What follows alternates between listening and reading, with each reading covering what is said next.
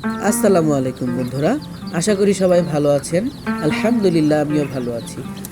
আজ আমি আপনাদের সামনে নিয়ে আসলাম আমি আমার হাঁসগুলোকে সচরাচর কী খাবার দিয়ে থাকি।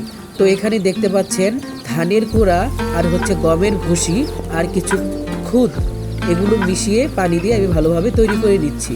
এগুলো খেলে মাশাআল্লাহ খুব দ্রুত হাঁস বৃদ্ধি পাবে এবং হাঁসের যা পুষ্টি গুণাগুণ প্রয়োজন তা পাবে। এরপরে এই যে দেখতে পাচ্ছেন আমার এই যে ছোট ছোট হাঁস, এর সাথে দুইটা বড় হাঁসও আছে, এগুলোকে আমি খেতে দিলাম। দেখুন কি সুন্দর করে এরা খাবার খাচ্ছে। মাশাআল্লাহ মাশাআল্লাহ, অনেক সুন্দর, দেখেই মনটা ভরে যায়। আসলে খামার করা আমার মুখ্য কাজ নয়, মুখ্য উদ্দেশ্যও নয়। আমার পশু পাখি অনেক ভালো লাগে, তো আমি আমার শখের বসেই এই পশু পাখিগুলো পালন করি। আমার বাসায় ছাগল, গরু, তারপর হাঁস, মুরগি এগুলো রয়েছে মাশাআল্লাহ। তো ভালো থাকবেন সবাই, আমার জন্য দোয়া করবেন। আল্লাহ হাফেজ।